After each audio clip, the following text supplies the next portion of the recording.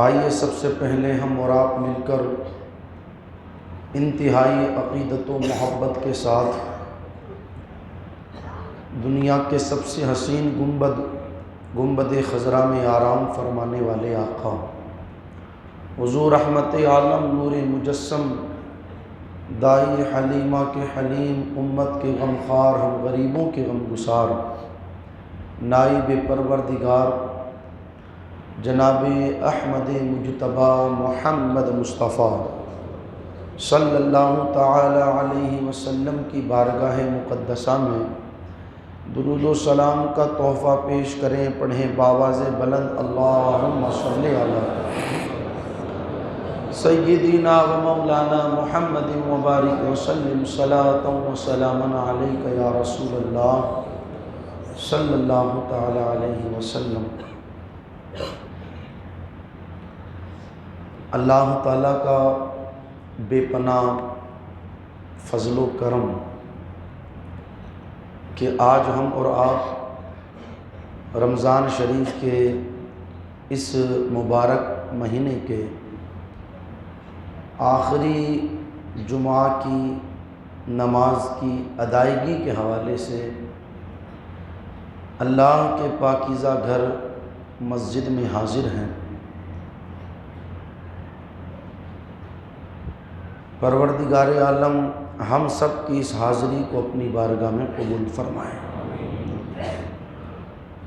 ویسے تو رمضان شریف کے مبارک مہینے کی ایک ایک گھڑی، ایک ایک ساعت، ایک ایک منٹ، ایک ایک سیکنڈ بڑا ہی قیمتی ہے۔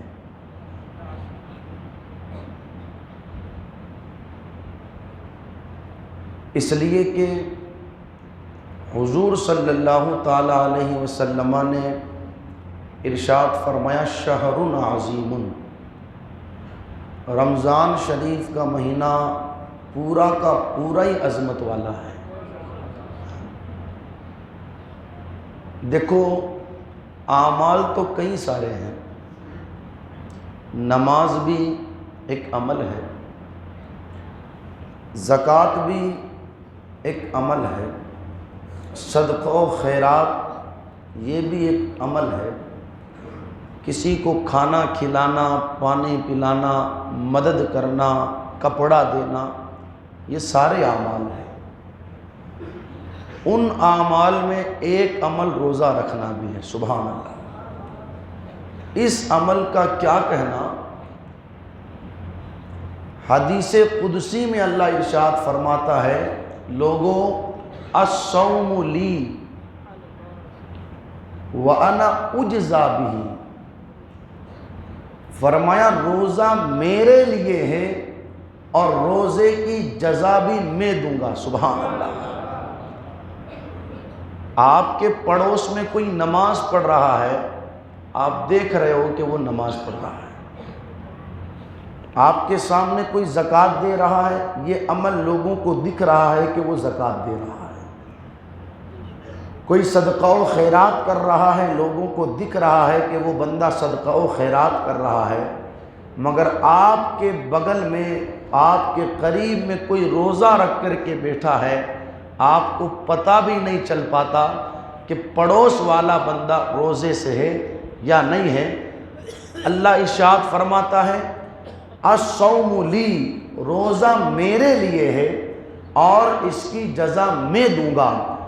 دو صیغوں کے ساتھ اس حدیث مبارکہ کو پڑھا گیا، ایک کا ترجمہ تو یوں کیا گیا روزہ میرے لیے ہے اور اس کا بدلہ میں دوں گا، اور ایک اس طریقے سے پڑھا گیا روزہ میرے لیے ہے اور اس کی جزا میں خود ہوں، اس کی جزا میں خود ہوں۔ محدثین فرماتے ہیں اس کا مطلب یہ ہے کہ کل قیامت کے دن جب روزے دار جنت میں پہنچیں گے، رب ارشاد فرمائے گا میرے بندو تم ماہ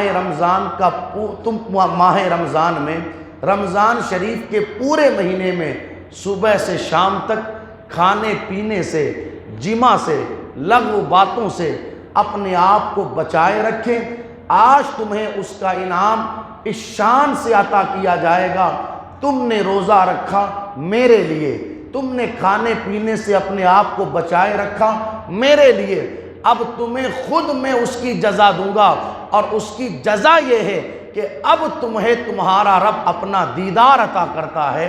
رمضان شریف کا مبارک مہینہ اور ماہ رمضان کا روزہ وہ اہمیت اور وہ عظمتوں کا حامل ہے کہ قیامت کے دن روزے دار کو پروردگار عالم بلا حجاب اپنا دیدار عطا فرمائے گا۔ اس مبارک عظمت اور شان والے مہینے کو ماہ رمضان کہتے ہیں۔ پورا مہینہ ہی شان والا، عظمت والا، لیکن آج کا دن جسے جمعۃ الوداع، الوداع جمعہ کہا جاتا ہے، وہ اس اعتبار سے بھی کئی ساری اہمیتوں کا حامل ہے کہ آج کے اس دن عاشقان رسول بارگاہ خداوندی میں حاضر ہو کر اس اللہ کے مہمان کو اپنی نم آنکھوں کے ساتھ الوداع کہتے ہیں۔ کیفیت دل کی یہ ہوتی ہے، وہ جان رہے ہوتے ہیں کہ آئندہ سال ماہ رمضان تو آئے گا، یقیناً آئے گا، سحری کی بہاریں بھی ہوگی، افطار کی رونقیں بھی ہوگی، تراویح میں اللہ کا قرآن بھی پڑھا جائے گا، لیکن پتہ نہیں ہم ہوں گے یا نہیں ہوں گے۔ اور اس چیز کو ہم اور آپ محسوس کر سکتے ہیں کہ ہر سال ماہ رمضان تو آتا ہے، مگر کیفیت یہ ہوتی ہے کہ ہر سال ہر بندہ ماہ رمضان کو پاتا نہیں۔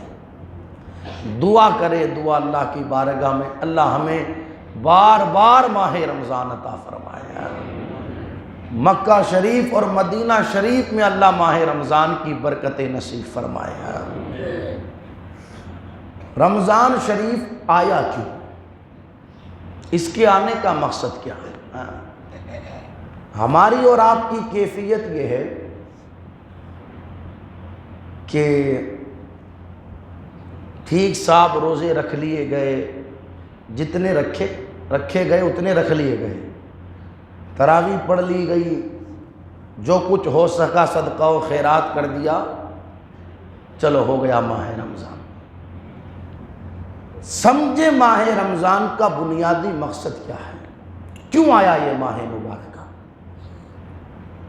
اللہ قرآن میں ارشاد فرماتا ہے، یا ایھا الذین آمنوا کتب علیکم الصیام کما کتب علی الذین من قبلکم لعلکم تتقون۔ ایمان والو، ہم نے تمہارے اوپر روزے فرض کیے، اور صرف تم پر ہی فرض نہیں کیے، کما کتب علی الذین من قبلکم، تم سے پہلے جو لوگ آئے تھے ہم نے ان پر بھی روزے فرض کیے تھے۔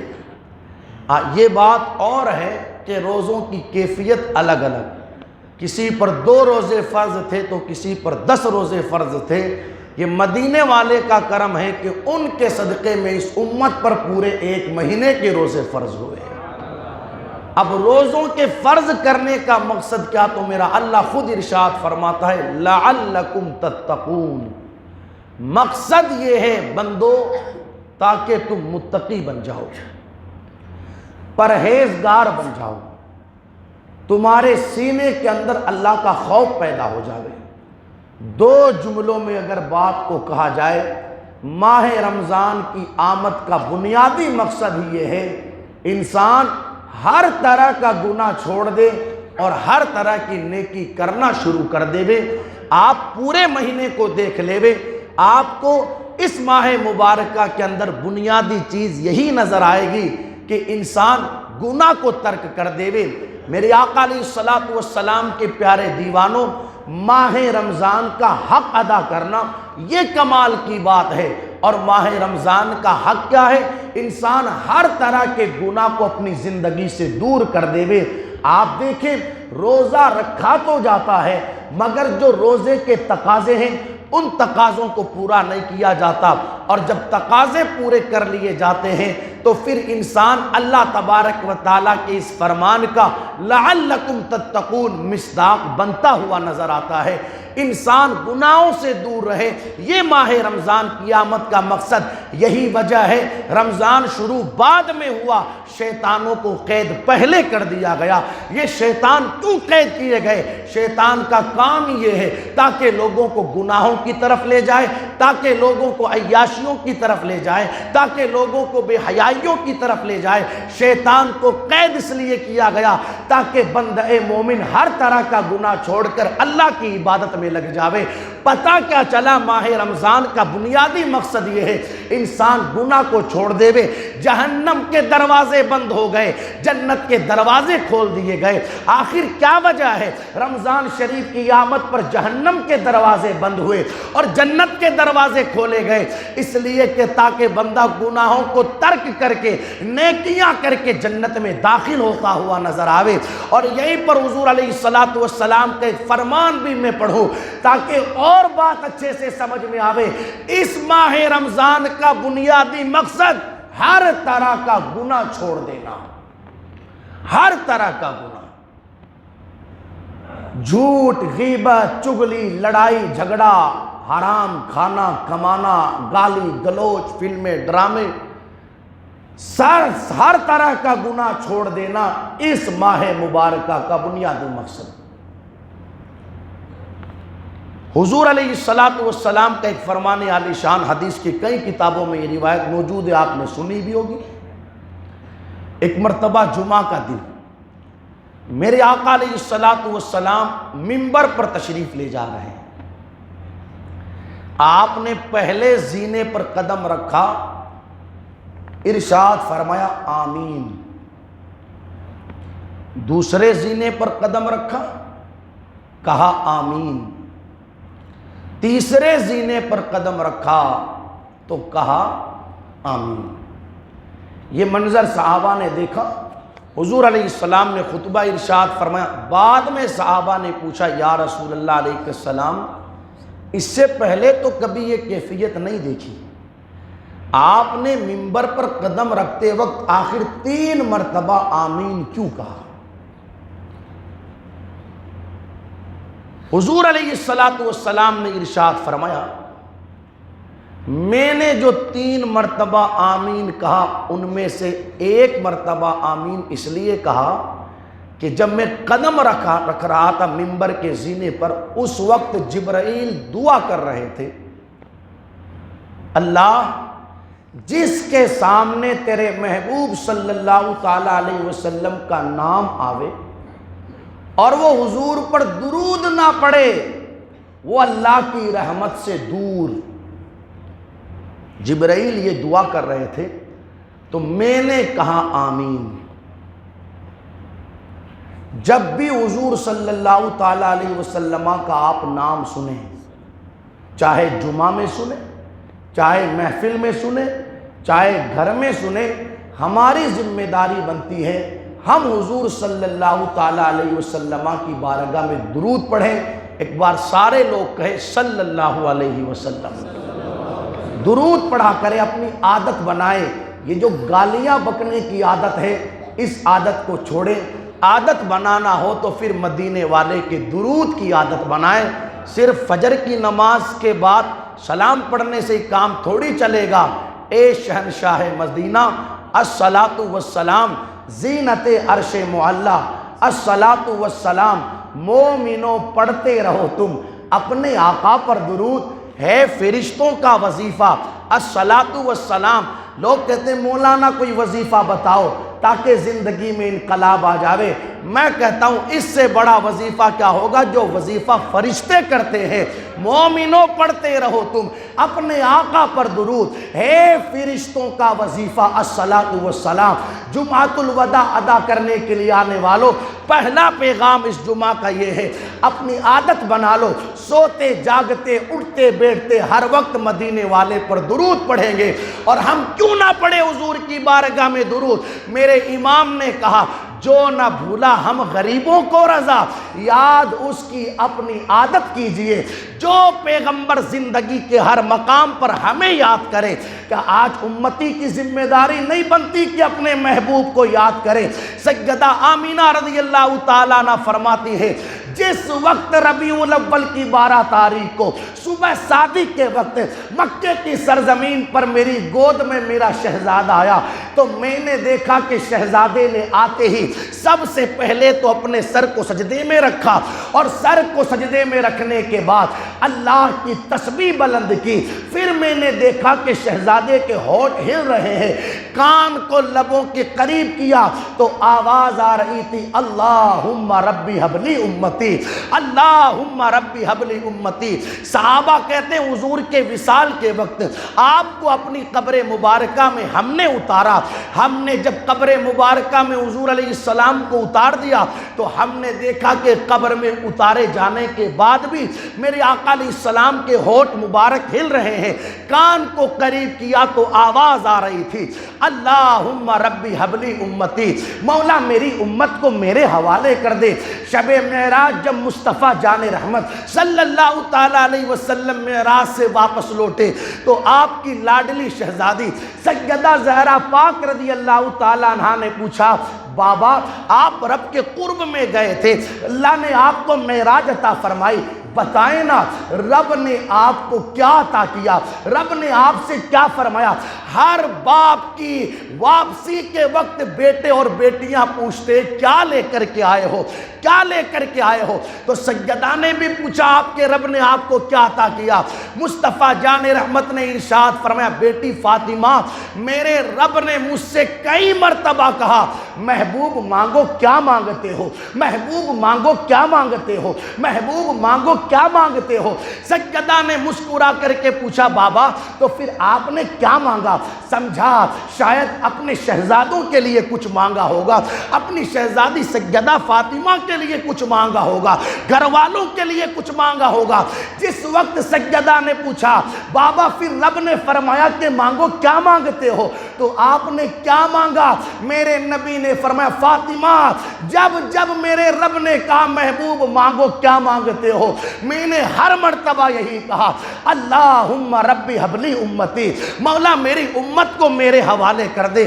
میں پوچھنا چاہتا ہوں مصطفیٰ جان رحمت صلی اللہ تعالیٰ علیہ وسلم کا کلمہ پڑھنے والوں، جس پیغمبر نے ہم سے اتنی محبت فرمائی، قاضی ثناء اللہ پانی پتی تحریر فرماتے ہیں، آج بھی قبر مبارکہ میں مصطفیٰ جان رحمت اپنی امت کو یاد فرماتے ہیں۔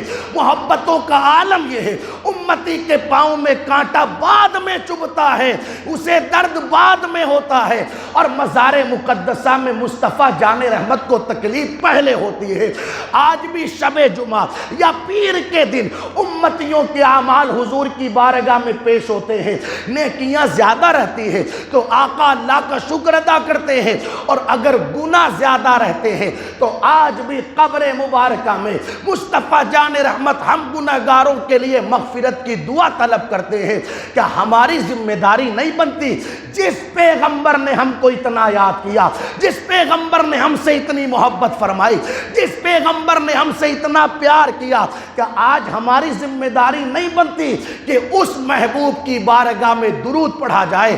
میں کہنا چاہوں گا جب وقت ملے اپنا معمول بنا لے، صبح اٹھوں گا تو مصطفیٰ پر درود پڑھتے ہوئے اٹھوں گا، شام کو سوؤں گا مصطفیٰ جان رحمت پر درود پڑھتے ہوئے سوؤں گا، اللہ اکبر سواری پر سوار ہوں گا، مدینے والے پر درود پڑھتا جاؤں گا۔ جب تو درود کی عادت بنا لے گا اور جب تیری زندگی کا وقت پورا ہوگا، بستر پر تو لیٹا ہوگا، فرشتہ موت کا روح نکالنے کے لیے تیار کھڑا ہوگا، گھر والے چاروں طرف بیٹھ کر کے یہ کہتے ہوں گے کلمہ پڑھ لے اس لیے کہ تیری زندگی کا آخری وقت ہے۔ اس وقت جس نے اپنے نبی پر درود کی عادت بنا لی وہ کلمہ پڑھانے والوں سے کہے گا بس کرو بس کرو، میرے لیے یہ وظیفہ کوئی نیا وظیفہ نہیں، یہ تو میں پوری زندگی پڑھتا رہا، تمہارے پڑھانے کی ضرورت نہیں۔ جس طرح پوری زندگی حضور پر درود پڑھتا رہا ہوں، آج دنیا سے جاؤں گا تو بھی مدینے والے پر درود پڑھتے ہوئے جاؤں گا۔ تبھی تو کہتے مولانا جمیل الرحمن قادری، میں وہ سنی ہوں جمیلے قادری، مرنے کے بعد میرا لاشا بھی کہے گا الصلاۃ والسلام۔ جب دنیا میں درود پڑھنے کی عادت نہ ہوگی تو پھر موت کے وقت کیا خاک زبان پر کلمہ اور درود آئے گا؟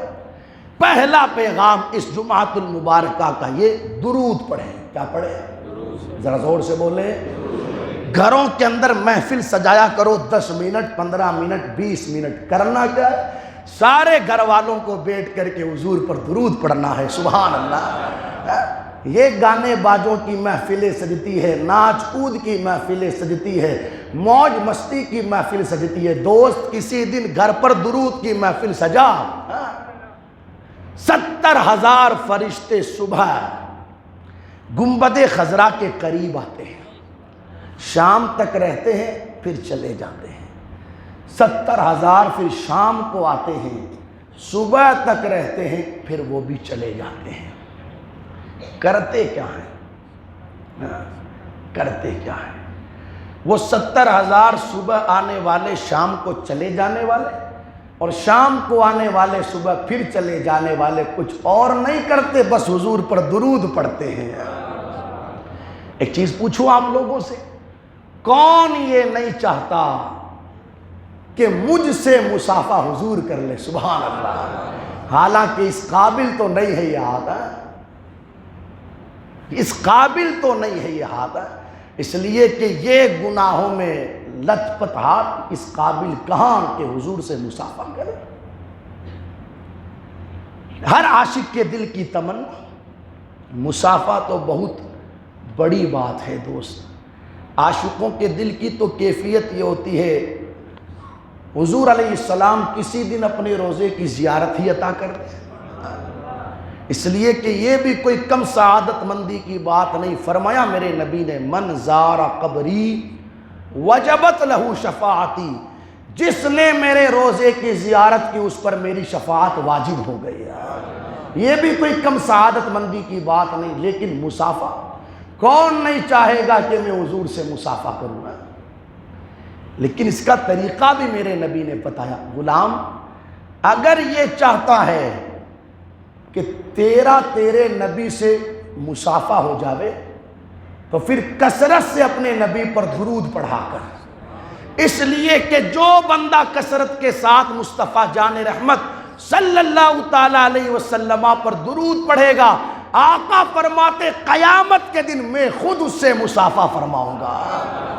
کتنی بڑی سعادت مندی کی بات درود پڑھنا۔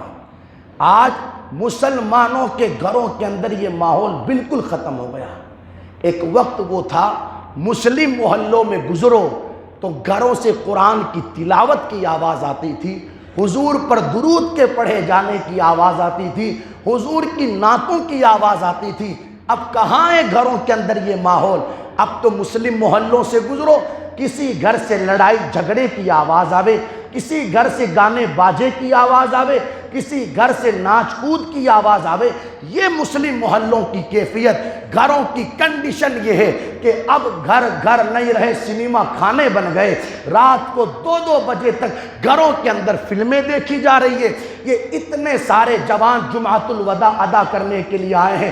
میں پوچھنا چاہتا ہوں، موبائل تو ہر ایک کے پاس ہے، کتنے ایسے لوگ ہیں جنہوں نے اپنے موبائلوں کے اندر قرآن کی 10 یا 15 یا 20 سورتیں ڈاؤن لوڈ کر رکھی ہے، اس نیت کے ساتھ کہ رات کو نیند نہیں آئے گی تو اللہ کا قرآن سنا جائے گا۔ کتنے لوگ ہیں جنہوں نے اپنے موبائلوں کے اندر حضور کی نعتیں ڈاؤن لوڈ کر رکھی ہے، اس نیت کے ساتھ کہ جب دل کو قرار نہیں ملے گا تو مدینے والے کی نعت کو سن کر کے قرار حاصل کیا جائے گا۔ کتنے لوگ ہیں جن کی کیفیت یہ ہے کہ رات کو سوئے تو حضور کی نعتیں سن کر کے سوئے، رب کا قرآن سن کر کے سوئے۔ ہاں، موبائلوں کو چیک کرو، گانے 50 مل جائیں گے، فلمیں 50 مل جائے گی۔ گھروں کی کنڈیشن یہ ہے، اب گھروں پر نہ قرآن کی تلاوت کا ماحول رہا، گھروں پر نہ مدینے والے کی نعت کا ماحول رہا، نہ حضور پر درود پڑھے جانے کا ماحول رہا۔ نتیجے بھی اس کی نگاہوں کے سامنے ہیں ہمارے۔ کیفیت یہ ہے جب سے گھروں میں قرآن کا، مدینے والے کی نعت کا، درود کا ماحول ختم ہوا، آنے والی نسلیں ڈسکو ڈانسر تو بن رہی ہے، آنے والی نسلیں ماں باپ کی بے ادب تو بن رہی ہے، آنے والی نسلیں قرآن و حدیث سے دوری رکھنے والی تو بن رہی ہے، آنے والی نسلیں رب رسول کی باغی تو بن رہی ہے۔ لیکن جب تک گھروں کے اندر قرآن کی تلاوت کا ماحول تھا، حضور کی نعت کا ماحول تھا، حضور پر درود پڑھے جانے کا ماحول تھا، شان یہ تھی، نسلوں کی کیفیت یہ تھی کہ کسی دن بغداد کی سرزمین پر ایک شہزادہ اپنی 4 سال کی عمر میں مدرسے کے پہلے دن استاد کے پاس پڑھنے کے لیے پہنچتا ہے۔ استاد اعوذ باللہ بسم اللہ پڑھا کر جب اسے الحمد شریف شروع کرواتے ہیں، 4 سال کی عمر کا بچہ کہتا ہے استاد میرا سبق یہاں سے نہیں، میرا سبق تو قرآن کے 15ویں پارے سے ہے۔ اللہ اکبر! جب گھروں کے اندر قرآن کی تلاوت کا ماحول ہو، حضور کی نعت کا ماحول ہو، مدینے والے پر درود پڑھے جانے کا ماحول ہو، پھر کیفیت یہ ہوتی ہے نسلوں کی کہ دلی کی سرزمین پر کسی دن شہزادہ مدرسے کے پہلے دن استاد کے پاس پڑھنے کے لیے پہنچے اور استاد اعوذ باللہ بسم اللہ کے بعد پہلا پارہ شروع کرے تو بچہ کہتا ہے میرا سبق یہاں سے نہیں، قرآن کے 17ویں پارے سے ہے۔ ان بچوں سے پوچھا آج پہلا دن ہے، کوئی کہتا ہے کہ سبق 15ویں پارے سے، کوئی کہتا ہے کہ سبق 17ویں پارے سے۔ آپ نے ان پاروں کو یاد کہاں کیا؟ بچوں نے کہا ماں قرآن کے 14 پاروں کی حافظہ تھی، ایک بچے نے کہا ماں قرآن کے 16 پاروں کی حافظہ تھی۔ جب ہم ماں کے شکم میں تھے، ماں پابندی سے قرآن پڑھتی تھی، ماں کے شکم میں رہتے رہتے ہم نے بھی قرآن یاد کر لیا۔ ان بچوں میں سے ایک بچے کو سرکار قطب الدین بختیار کاکی کہا جاتا ہے اور دوسرے بچے کو پیروں کا پیر عبد القادر جیلانی کہا جاتا ہے۔ جب گھروں کے اندر قرآن کا ماحول تھا، حضور کی نعت کا ماحول تھا، مدینے والے پر درود پڑھنے کا ماحول، برکتیں یہ تھی۔ اب حالت، اب تو گھروں میں ہے نہیں، اب تو موبائل کا ماحول ہے۔ یہی وجہ ہے جس بچے کو چپ کرواتے کرواتے پورے گھر والے تھک جاوے، آپ اس کو موبائل دو فوراً چپ ہو جائے گا، نہیں ہو جائے گا؟ اس لیے کہ اس نے گھر میں جس کے بھی ہاتھ میں دیکھا موبائل ہی دیکھا نا۔ یقین نہ ہو تو کر کے دیکھیے گا، بچے سامنے بیٹھے ہوں، ماں ہاتھ میں قرآن لے لے، باپ ہاتھ میں قرآن لے لے، 2 منٹ بعد میں پورے ہوں گے، بچے دوڑتے دوڑتے آئیں گے، وہ کہیں گے کہ ہمیں بھی مدنی قاعدہ دو۔ جب ماں باپ کو ہاتھ میں قرآن لیے ہوئے دیکھیں گے تو وہ بھی اپنی کتاب قاعدہ کھول کر کے بیٹھ جائیں گے۔ لیکن جب باپ کے ہاتھ میں موبائل، ماں کے ہاتھ میں موبائل، گھر کے ہر فرد کے ہاتھ میں موبائل ہوگا تو پھر نسل تو موبائل کی شوقین بنے گی نا۔ تو خیر، پہلا پیغام حضور پر درود پڑھنا ہے، کہو انشاءاللہ۔ دوسرے منبر پر میرے نبی نے قدم رکھا، کہاں قدم رکھا؟ دوسرے منبر پر۔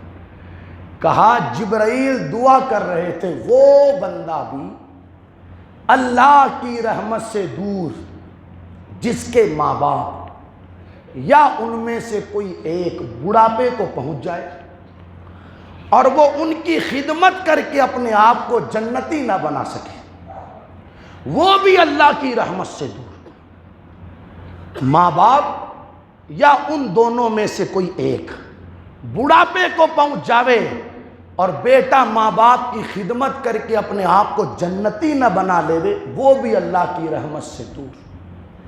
اس سے پتہ کیا چلا کہ ماں باپ کی خدمت اولاد کے لیے کتنی ضروری ہے۔ یہ بات اور ہے کہ جب تک ماں باپ زندہ رہتے ہیں اولاد کو احساس نہیں ہوتا۔ اللہ کی بہت بڑی نعمت کا نام ماں باپ ہے۔ میرے نبی نے فرمایا تیرے ماں باپ تیرے لیے جنت بھی ہے، تیرے ماں باپ تیرے لیے جہنم بھی ہے۔ اگر خدمت کر کے راضی کر لے گا اللہ تجھے جنت عطا فرمائے گا، دل دکھا کر کے ناراض کر دیا تو پھر تجھے جہنم میں داخل کر دیا جائے گا۔ دوسرا پیغام حدیث مبارکہ کی روشنی میں ماں باپ کی عزت کریں، خدمت کریں، کبھی اونچی آواز میں ان کے سامنے بات نہ کریں۔ جب چلے جاتے ہیں تب بندے کو احساس ہوتا ہے ماں کسے کہتے ہیں اور باپ کسے کہتے ہیں۔ سچ بتا رہا ہوں، ایک ہمارے ملنے والے ہیں میڑتا روڈ کے، کچھ دنوں پہلے ان کی ماں کا انتقال ہوا، سرکاری نوکری ہے ان کی، اور ریلوے اسٹیشن پر وہ ٹکٹ کھڑکی میں بیٹھتے ہیں۔ تو ان کی والدہ کے ایصال ثواب کی محفل میں گیا تھا، ابھی 2-4-6 دن پہلے ان کا فون آیا، تو میں نے کہا اور سب ٹھیک ہے؟ کہنے لگے حضرت اب ٹھیک تو کیا، آپ تو جان رہے ہیں، قسم خدا کی گھر جاتے ہیں تو دل ہی نہیں لگتا۔ تو ہم نے کہا بات تو بالکل سچی ہے، گھر میں سب کچھ ہو، ماں باپ نہ ہو تو ایسا لگتا ہے جیسے کچھ بھی نہیں ہے۔ یار کسی دن گاؤں چلے جائیں ماں باپ تو بیٹا 5 مرتبہ پوچھتا ہے کہاں چلے گئے، اس وقت احساس ہوتا ہے نا بندے کو ان کا گھر میں رہنا کتنا اہم تھا۔ تو اس نے کہا گھر جاتا تو ہوں میں، مگر میری ماں نظر نہیں آتی۔ اب سننا اس کے جملے، بعد میں بندے کو احساس ہوتا ہے کہ ماں باپ کیا ہیں۔ وہ کہنے لگا حضرت میں اپنی نوکری بھی دینے کو تیار ہوں، میرے پاس جتنا پیسہ ہے وہ بھی میں دینے کو تیار ہوں، اپنی زمین بھی نام کرنے کو تیار ہوں، بس میں یہ چاہتا ہوں ایک بار مجھے کوئی میری ماں کا چہرہ دکھا دے، ایک بار میری ماں کا مجھے چہرہ نظر آ جاوے۔ مگر یہ قدرت کا دستور ہے دوست، جو چلے جاتے ہیں پھر واپس لوٹ کر کے نہیں آتے۔ ہماری ذمہ داری بنتی ہے آج زندہ ہے قدر کرو ان کی، خدا را دل نہ دکھاؤ۔ میں نے تو 50 مرتبہ لوگوں سے کہا عالموں سے تو نے دعا کروائی، ٹھیک ہے کروانی چاہیے، سید زادے سے تو نے دعا کروائی، ٹھیک ہے کروانی چاہیے، پیر صاحب سے تو نے دعا کروائی، ٹھیک ہے کروانی چاہیے، لیکن کسی دن رات کی تنہائی میں اپنی بوڑھی ماں کے قدم پکڑ لے، اپنے بوڑھے باپ کے قدم پکڑ لے اور رو کر کے ان سے کہہ تیرا بیٹا بڑا پریشان ہے، سب جگہ جا کر کے آ گیا مگر مسائل کا حل نہیں ہوا۔ ہم نے علماء سے سنا ہے، مصطفیٰ جان رحمت نے ارشاد فرمایا جب ماں باپ اولاد کے لیے دعا کرتے ہیں تو اللہ جس طرح نبی کی دعا امتی کے حق میں قبول فرماتا ہے ویسے ماں باپ کی دعا اولاد کے حق میں قبول فرماتا ہے۔ تمہارا بیٹا فلاں معاملے میں پریشان ہے، کاروباری معاملے میں پریشان، بچوں کے اعتبار سے پریشان، بیماریوں کے حوالے سے پریشان، آپ دعا کریں اپنے بچے کے لیے۔ اللہ کی قسم ماں باپ کی دعا سے کیا نہیں ملتا۔ ہم روزی چاہتے ہیں، ہم اولاد چاہتے ہیں، ہم بیماریوں سے چھٹکارا چاہتے ہیں، ارے ماں باپ کی دعا سے تو اللہ تبارک و تعالی بیٹے کو ولایت عطا کر دیتا ہے۔ سرکار بایزید بستامی فرماتے ہیں مجھے یہ جو مقام ملا ہے عبادت کی بنیاد پر نہیں ملا، میری ماں کی دعا کی برکت سے ملا ہے۔ کیا نہیں ملتا ماں باپ کی دعا سے؟ بیٹا چور رہے تو اللہ جنت میں حضرت موسیٰ کا پڑوس عطا کر دے، یہ مقام ہے ماں باپ کی دعا کا۔ اس لیے ہماری ذمہ داری بنتی ہے اگر ماں باپ ہیں دعائیں لے وے ان سے، خدمت کرے ان کی، خوب راضی کرے انہیں۔ میرے آقا نے فرمایا جب دوسرے منبر پر، حالانکہ یہ سارے تفصیلی عنوان ہیں مجھے بات پوری کرنی ہے، فرمایا جب تیسرے زینے پر قدم رکھا، کہاں رکھا؟ فرمایا تیسرے زینے پر قدم رکھا تو میں نے آمین اس لیے کہا۔ اب سننا غور سے، جبرائیل نے دعا کی وہ بندہ بھی اللہ کی رحمت سے دور جسے رمضان شریف ملا اور وہ اپنی مغفرت نہ کروا سکا، وہ بندہ بھی اللہ کی رحمت سے دور جسے ماہ رمضان ملا اور وہ اپنے گناہوں کی مغفرت نہ کروا سکا۔ سوچے ہم اپنے گریبانوں میں جھانک کر کہ ہم نے کروا لی اپنے گناہوں کی مغفرت؟ جمعۃ الوداع ادا کرنے کے لیے آنے والوں اللہ تمہارا آنا قبول فرمائے۔ مگر آگے سے پیچھے تک دائیں سے بائیں تک اتنے سارے لوگ بیٹھے. سچ بتانا کیا سلوک کیا ہم نے اس ماہ رمضان کے ساتھ؟ سوچے، ہر بندہ سوچے جس نے 30 دنوں میں 25 دن پڑیا کھائی روزے کے ٹائم، بیڑیاں پی، روزے نہیں رکھے، چھوٹی چھوٹی بیماریوں کے چکر میں رمضان شریف کے روزوں کو ترک کر دیا. رمضان شریف میں بھی جس قوم نے گناہ کیا، سوچے کیا حق ادا کیا ہم نے اس ماہ رمضان میں. یہی سلوک ہونا تھا. اب جو رہ گیا ہے بس وہ کہتے ہیں کہ ایک رسم چلی آ رہی ہے تو اس کو ادا کرنا ہے. الوداع، نیا کپڑا پہن لیا اور مسجد میں بھیڑ کر دی. موبائل پر کسی نعت خان نے وہ کلام پڑھا تھا، الوداع الوداع ماہ رمضان، اس کی کلپ کاٹ کر کے اسٹیٹر پر سیٹ کر لی. اور وہ جو 2 گڈے بنے آتے ہیں آنکھوں پر جن کے لیلا لیلا کلر رہتا ہے جسے آنسو کہتے ہو تم اپنی زبان میں، وہ سیٹ کر دیا. اور سوچتے ہو کہ ہم سے بڑا غم ہے کسی کو نہیں ماہ رمضان کے جانے کا. کیا غم ہے؟ جو قوم تراویح کے ٹائم IPL دیکھتی رہی اسے ماہ رمضان کے جانے کا کیا غم ہے؟ 50% مسلمانوں نے روزہ نہیں رکھا، کیا غم ہے؟ 50% مسلمانوں نے ماہ رمضان میں بھی نمازیں نہیں پڑھی، کیا غم ہے؟ کیا غم ہے؟ آپ نے تراویحوں میں لڑائیاں کی ہیں، مسجدوں میں شور و غل کیا، آپ کو ماہ رمضان کے جانے کا کیا غم؟ وہ اور ہی لوگ تھے. جیسے جیسے دن گزرتے تھے آنکھوں سے آنسوؤں کی کثرت زیادہ ہو جاتی تھی. یار پتہ نہیں پھر آئندہ سال ماہ رمضان ملے گا یا نہیں ملے گا. سوچے ہم نے کیا سلوک کیا اس ماہ مبارک. یہ مہمان ہیں، مہمان. دیکھو ہمارے گھروں پر بھی مہمان آتے ہیں، اگر ہم اچھا سلوک کرے آنے والے کے ساتھ تو جا کر کے بتاتا ہے ارے فلاں حاجی صاحب کا مہمان بنا تھا اور کیا خدمت کی، کیا سیوا کی انہوں نے، بہت کھلایا پلایا، بہت دھیان رکھا میرا. ہوتا ہے کیا مہمان نوازی تھی ان کی. اور اگر وہ مہمان نوازی صحیح نہ کرے، یار کس کا مہمان بن گیا، رکنا 2 دن تھا، میں تو 1 گھنٹے میں ہی چلا آیا، سکون ہی نہیں اس کے یہاں. تو یہ ماہ رمضان بھی مہمان ہے. کہاں سے آیا؟ اللہ کی طرف سے. اسے واپس چلے جانا ہے. خدا نہ کرے، خدا نہ کرے اگر اس نے ہمارے خلاف خدا کی بارگاہ میں شکایت کر دی، ہمارا بنے گا کیا؟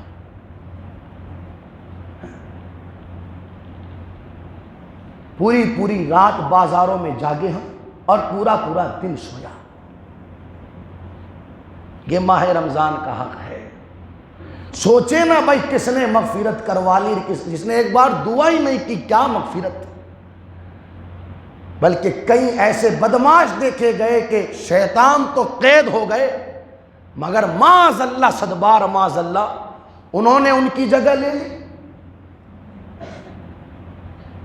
اتنے سارے گناہ، وہ بھی ماہ رمضان. آؤ آج جمعۃ الوداع ہے، ابھی کچھ نہیں بگڑا، ابھی کچھ ساعتیں بچی ہیں. آج اللہ کی بارگاہ میں سچے دل سے توبہ کریں، معافی مانگے، روئیں گڑ گڑائیں اس حوالے سے کہ مولا ماہ رمضان کا جس طرح حق ادا کرنا چاہیے ہم نہیں کر پائے، مولا تو معاف کر دے. ہم سے جو کمیاں ہوئی، ہم سے جو غلطیاں ہوئی، تو ان کو معاف فرما دے. خدارا اللہ کی بارگاہ میں رجوع کرے، سچی توبہ کرے، تاکہ یہ ماہ رمضان قیامت کے دن ہمارے خلاف شکایت نہ کرے، ہمارے بارے میں اللہ کی بارگاہ میں شفاعت کرے.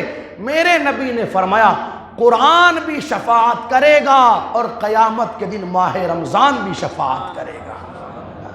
ماہ رمضان خدا سے عرض کرے گا مولا یہ بندہ بھوکا پیاسا رہا، اس نے میری عظمتوں کو جانا، میری اہمیتوں کو سمجھا، آج مولا میری شفاعت کی وجہ سے اسے جنت میں داخل فرما دے. اور میرے نبی نے فرمایا جو ماہ رمضان کا حق ادا کرے گا اللہ قیامت کے دن اسے باب الریان سے جنت میں داخل فرمائے گا. اس لیے خدا کی بارگاہ میں معافی تلافی کرے. اور یہ لڑائیاں جھگڑے بالخصوص مسجدوں کے اندر میری قوم کے جو جوان کرتے ہیں، ہاتھ جوڑ کے گزارش ہے، جگہ اور بھی خوب ساری ہے، مسجدوں میں تو لڑائی جھگڑے مت کرو. دیکھو مسلمان لڑ کائے کے لیے، کھانے کے لیے لوگ لڑتے ہیں. ٹھنڈے دماغ سے سوچنا میرے اس جملے کو. یار ہماری شان ہے کہ ہم کھانے پینے کے لیے لڑیں؟ بولو بولو بولو بولو. کتے لڑتے ہیں کھانے کے لیے. کون لڑتے ہیں؟ جملہ تھوڑا برا لگے گا مگر معاف کرنا. مسجد کی بات ہے اس لیے مجھے کہنا پڑ رہا ہے. انسان نہیں لڑتا، کتے لڑتے ہیں. ارے کوئی چیز تقسیم ہو رہی ہے، کوئی چیز کھلائی جا رہی ہے، مل جائے تو سبحان اللہ، نہ ملے تو صبر. یہ یہاں کی بات نہیں ہے، یہ پورے شہر کا حال ہے. شادی بیاہ کے موقعوں پر دیکھ لو، اور دیگر موقع کھانے کے سر پھٹ جاتے ہیں لوگوں کے ولیموں کے اندر. یہ کہ کھانوں کے لیے لڑتے ہو، جسے چند گھنٹوں کے بعد گوبر بن جانا ہے، گوبر، اس کھانے کے لیے تو لڑ رہا ہے. یہ شان نہیں ہے مسلمان کی کہ وہ کھانے پینے کے لیے لڑے. مسلمانوں کی شان تو یہ ہے خود بھوکے رہ جاتے ہیں، دوسروں کا پیٹ بھر دیا کرتے ہیں. یہ شان مسلمان. سمجھ میں آ رہی ہے میری بات؟ تو اس چیز کو آپ اپنی زندگیوں میں اتارے. ایک آخری بات اور عرض کر دوں. کئی لوگ مسئلہ پوچھتے ہیں، مولانا دھیرے سے پوچھتے ہیں، کیا بہن کو یا بھائی کو زکوٰۃ دے سکتے ہیں؟ مسئلہ پوچھتے ہیں نا، کیا بہن کو زکوٰۃ دے سکتے ہیں؟ مسئلے کی بات نہیں کرتا، مسئلہ اپنی جگہ بالکل ٹھیک ہے، دے سکتے ہیں اگر وہ حقدار ہیں. لیکن میں پوچھنا چاہتا ہوں، کیا اب بہن صرف زکوٰۃ لینے کے لیے رہ گئی؟ پہلی بات تو یہ بتا کہ تیرے دماغ میں یہ بات آئی کیسے آئی کہ میں بہن کو زکوٰۃ دوں؟ بھئی اسی کام کے لیے بہن اور بھائی رہ گئے. ماں کے بعد جس بہن نے بھائی سے سب سے زیادہ پیار کیا، آج یہ صلہ دیا کہ تو مسئلے پوچھتا پھر رہا ہے کہ بہن کو زکوٰۃ دے سکتے ہیں. جب اللہ نے تجھے نوازا ہے، کیا چلا جاوے 2-5 لاکھ روپیہ ایسے ہی دے کر کے اس کی مدد کر دے؟ کیا زکوٰۃ سے ہی مدد ہوتی ہے؟ بہن کو مال کا میل دے گا نادان، یہ پوچھتے ہوئے تو مر نہیں گیا؟ کیسی سوچ بن گئی؟ بھائی کو زکوٰۃ دے، بھائی زکوٰۃ لے گا؟ مسئلے کی میں بات نہیں کرتا، مسئلہ اپنی جگہ بالکل ٹھیک ہے، دے سکتے اگر وہ حقدار ہے. لیکن تیری سوچ دیکھ، تیرا ذہن دیکھ کہ کہاں جا کر کے رکا. جس بھائی نے تیرے بچپنے کے اندر اپنی جوانی کو داؤ پر لگا دیا، دل تو اس کا بھی کرتا تھا کہ اچھا کھاؤں، اچھا پہنوں، اچھا گھوموں، مگر یہ سوچ کر کے کہ اگر میں اچھا کھاؤں گا پیوں گا تو چھوٹے چھوٹے بھائیوں کا کیا بنے گا، ان کی پرورش کیسے ہوگی، ان کے کھانے پینے کا انتظام کیسے ہوگا. جس نے تیرے بچپنے میں اپنی جوانی کو چائے کی دکانوں پر کپ پلیٹ دھونے میں لگا دیا، جو لوگوں کے یہاں مزدوری بچپنے میں کرنے لگ گیا تیرے لیے، آج چند پیسہ تیرے پاس آیا تو تو یہ کہتا ہے کہ بھائی کو زکوٰۃ دے سکتے؟ سوچ بدلو، سوچ. جو حصہ بنتا ہے بہنوں کا باپ کی پراپرٹی میں زکوٰۃ مت دے، تو وہ حصہ دے. اللہ نے تجھے نوازا ہے، کچھ نہیں ہوگا، 2-5 لاکھ روپیہ دے دے بہن کو. اگر بہن کمزور ہے، بھائی کمزور ہے، 2-4 لاکھ روپیہ دے کر کے مدد کر دے. کیا چلا جائے گا؟ آج تو ترقی پر، تیرا بھائی بھی ترقی کر جائے گا. ایسے لوگوں کے سامنے ہم سخی بنتے ہیں، داتا بنتے ہیں، اور گھر کی کنڈیشن یہ ہے کہ اللہ اکبر، قریبی رشتہ دار آٹا مانگ مانگ کر کے گھروں کے اندر گزارا کر رہے. اللہ میری قوم کو صحیح سمجھ دے گے، عمل کی توفیق عطا فرمائیں. کلمہ شریف پڑھ لے سارے لوگ، لا الہ الا اللہ محمد الرسول اللہ صلی اللہ تعالی علیہ وسلم.